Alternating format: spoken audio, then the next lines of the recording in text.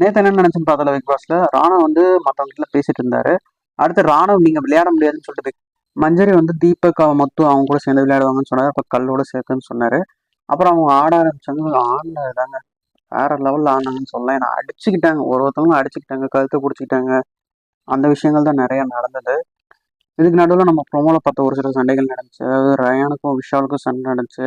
அப்புறம் ஜாக்லின் அவங்க கழுத்தை பிடிக்காதீங்க, லாக் பண்ணாதீங்க அப்படி இப்படின்னு சொல்லியும் பார்த்தாங்க, கேட்கல. அப்புறம் பிக் பாஸ் கிட்ட இருந்து இந்த மாதிரி தான் டவரை கட்டணும் அப்படின்னு சொல்லி அவர் கொடுத்திருந்தாரு. அதுக்கு ஏற்ற மாதிரி அவங்களும் டவர் கட்டியிருந்தாங்க. சாப்பிட்டு முடிச்சோன்னே கேம் கண்டினியூ ஆயிடுச்சு. அந்த டைம்ல வந்து ரயான் வந்து கள்ள தூக்கி கையில போட்டாருன்னு சொல்லிட்டு அருணும் கையில இன்ஜுரி ஆச்சு. போயிட்டு டாக்டரை போய் பார்த்துட்டு வந்தாரு அருண்.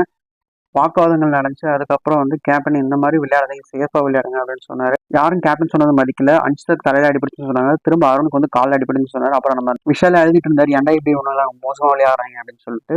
அப்புறம் ரெட் கேட் மிட்ட கல் கம்மியா இருந்தனால அவங்க வெளில போயிட்டாங்க. நேத்தித்தோட பிக் பாஸ் முடிஞ்சுச்சு.